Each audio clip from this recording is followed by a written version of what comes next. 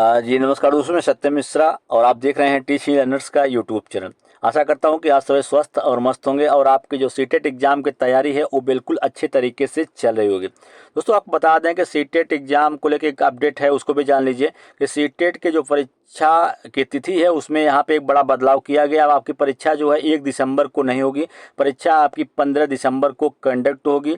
Online आवेदन की जो प्रक्रिया है वो 17 सितंबर से स्टार्ट है, 16 अक्टूबर तक ऑनलाइन आवेदन की जो है वो लास्ट डेट है। चलिए भैया बिना समय गवाए चलते हैं यहाँ पे पहले प्रश्न की ओर। पहला प्रश्न आपके सामने यहाँ स्क्रीन पे आ चुका है भैया। और इस पहले प्रश्न की अगर हम बात करें तो इसमें पूछा गया है कि साहित्य की किस विधा के शिक्षण में सस्वर पठन सर्वाधिक अपेक्षित होता है? एकांकी, जीवनी, आत्मकथा या संस्मरण? तो बिल्कुल भैया अगर हम बात करें यहाँ पे साहित्य की किस विधा के लिए शिक्षण में सस्वर पठन सर्वाधिक महत्वपूर्ण होता है, तो वो होता है एकांकी। क्या होता है? एकांकी। एकांकी 1 अंक वाले नाटकों को एकांकी कहते हैं। 1 अंक वाले जो नाटक होते हैं, एक हिस्सा या भाग होता है 1 अंक वाले नाटकों को क्या कहते हैं भैया? एकांकी जो है वो कहा जाता है। और इसमें होता क्या है, इसमें एक विशेष उद्देश्य की अभिव्यक्ति करते हुए कम से कम समय में भावों के द्वारा अधिक से अधिक प्रभाव छोड़ने का जो है वो प्रयास किया जाता है। एकांकी विधा के शिक्षण में सस्वर पठन जो होता है वो सर्वाधिक महत्वपूर्ण होता है। क्या होता है? सबसे ज्यादा महत्वपूर्ण क्या होता है? सस्वर पठन होता है। किसके विधा में? एकांकी को पढ़ाते समय।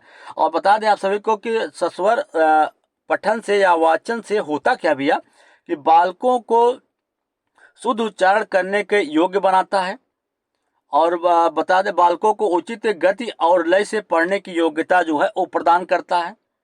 इसके अलावा बालकों को ध्वनियों के उचित आरोह या अवरोह तथा विराम आदि चिन्हों को ध्यान में रखकर पढ़ने में क्या करता है? निपुण बनाता है।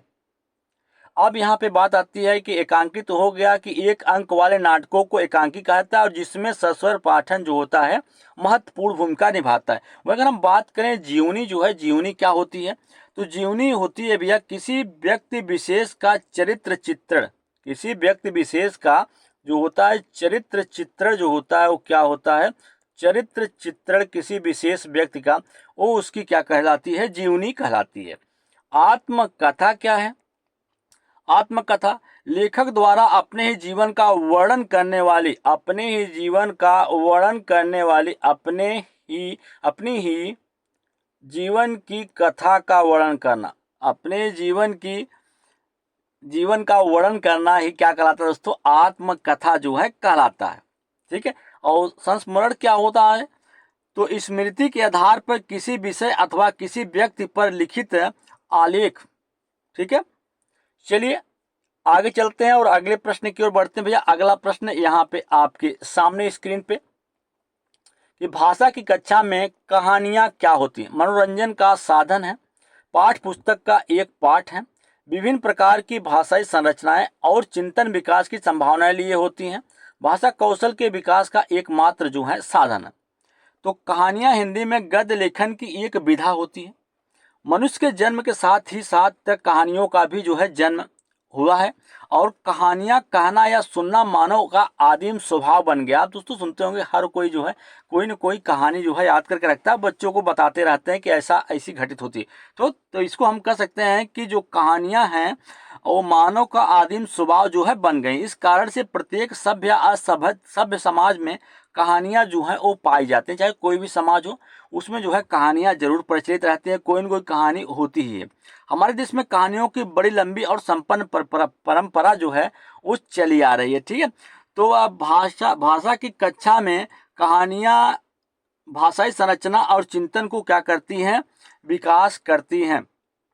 कहानियां शिक्षण अधिगम प्रक्रिया का प्रभावी उपकरण है जो शिक्षार्थियों के पठन विकल्पों को व्यापक बनाती हैं।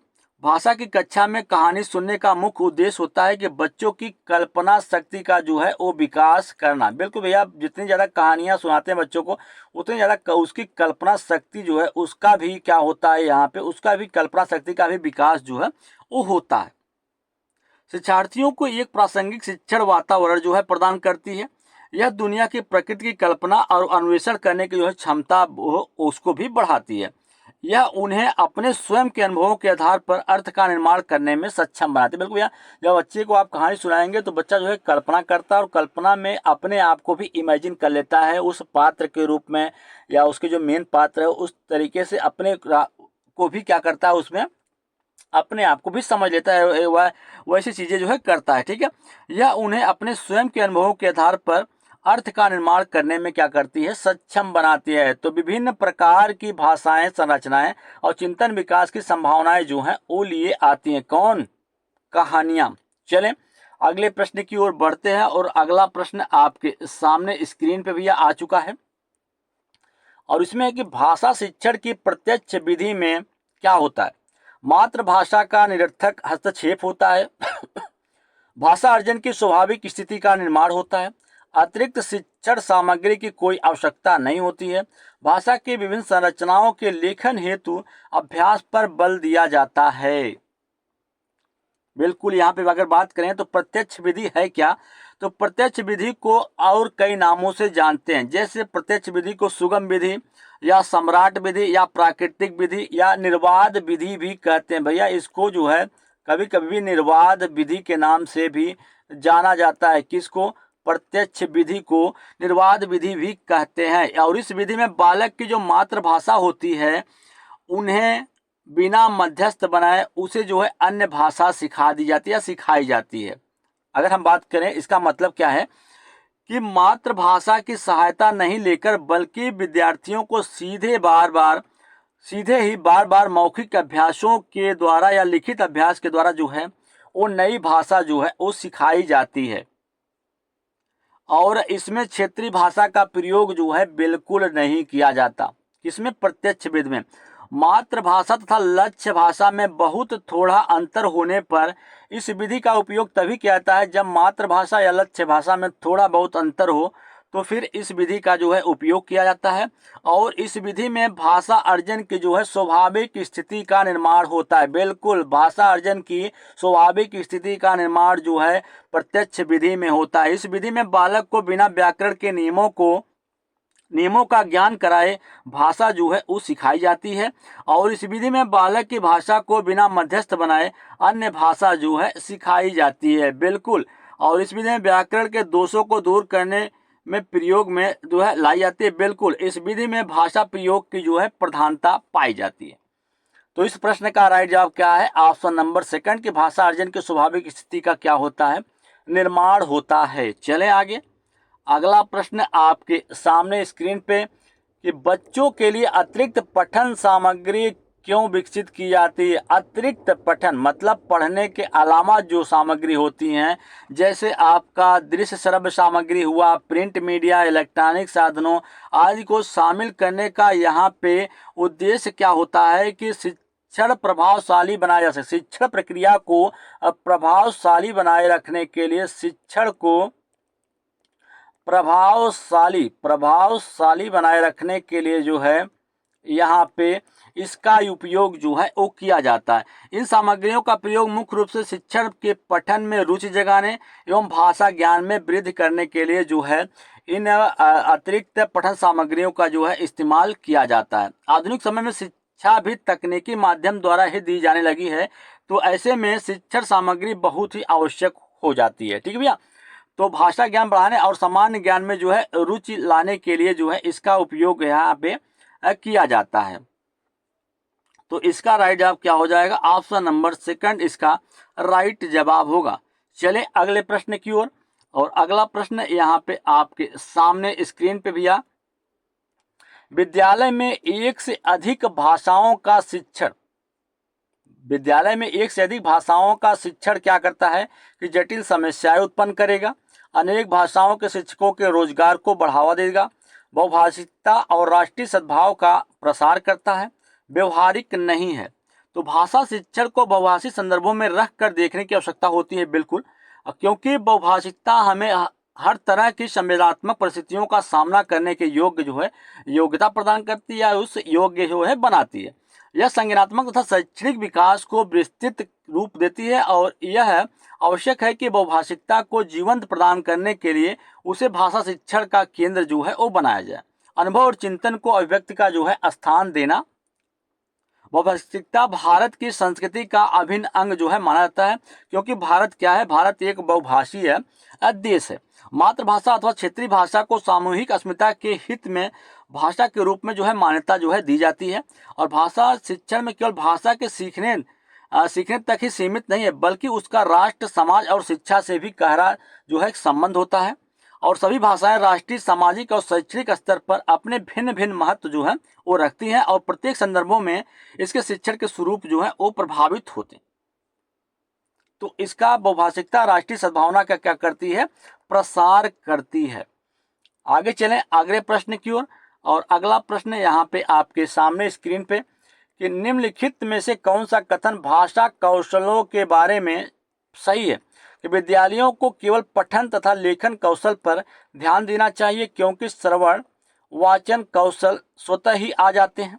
भाषा कौशलों को श्रवण, वाचन, पठन तथा लेखन के उचित क्रम में पढ़ाया जाना चाहिए।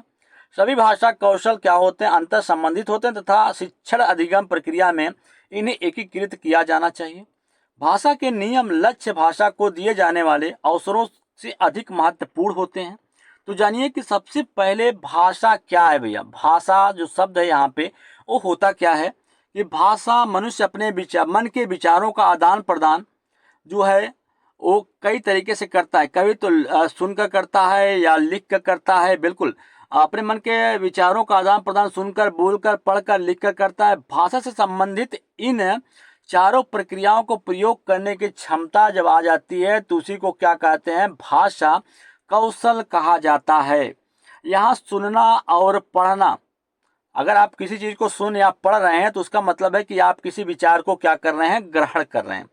वहीं अगर हम बोल या लिख रहे हैं तो इसका मतलब है कि हम विचारों को क्या कर रहे हैं, अभिव्यक्त कर रहे हैं। तो यहाँ पे कभी कभी प्रश्न आपके एग्जाम में पूछ लिया जाता है कि विचारों को अभिव्यक्त करते हैं किस तरीके से, पढ़कर, लिखकर, और विचारों को ग्रहण कैसे करते हैं, यहाँ पे सुनकर और पढ़कर। फिर बिल्कुल भैया ठीक है।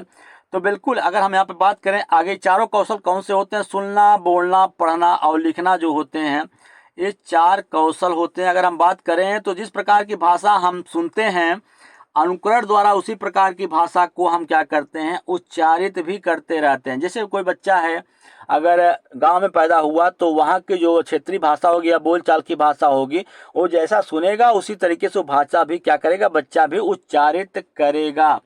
तो बिल्कुल उच्चारित तथा पठित भाषा ही हमारी वर्तनी की शुद्धता का आधार बनती है। अगर हम यहाँ पे कह सकते हैं कि सभी भाषाएं क्या होती हैं, एक दूसरे से अंतः संबंधित होते हैं, और अतः इन्हें क्या करना चाहिए, एकीकृत रूप से पढ़ना चाहिए। बिल्कुल भैया कि सभी भाषाएं या सभी भाषा कौशल क्या होते हैं, अंतः संबंधित होते हैं तथा शिक्षण अधिगम प्रक्रिया में इन्हें जो है एकीकृत जो है रूप में पढ़ना चाहिए।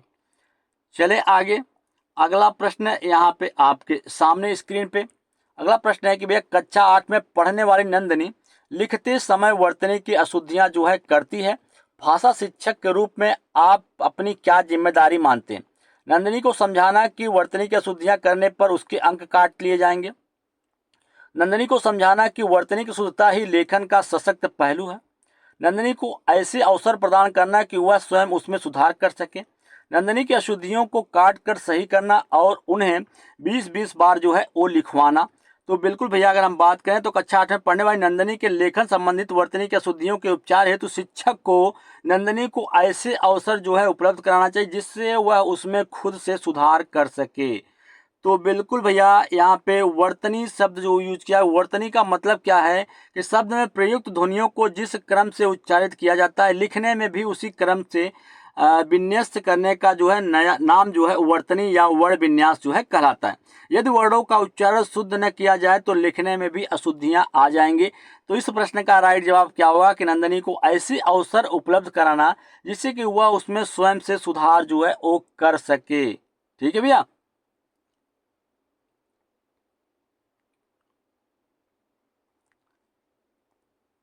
दोस्तों आज के लिए इतना ही। अगर आपको मेरा वीडियो अच्छा लगे तो फिर लाइक, शेयर, सब्सक्राइब दोस्तों जरूर करिएगा। आपके यहाँ पर 3 क्लास जो है चलाई जाएंगी, हिंदी की, ईवीएस की, सीडीपी की।